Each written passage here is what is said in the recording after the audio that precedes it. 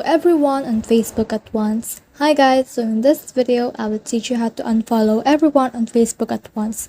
So if you want to learn how it's done, just watch this video until the very end. It's just pretty quick and simple, so let's go. So to do that, let's head over to Facebook right here, and then click on these three lines up here.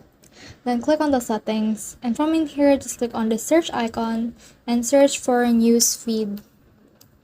So let's search for news feeds and just click on this news feed right here, and then from in there you can see this option to unfollow. So just click on unfollow right here, and then from in there you can see a lot of people that you can unfollow. So just click on them and just wait for this no post to be unfollowed in order to unfollow them.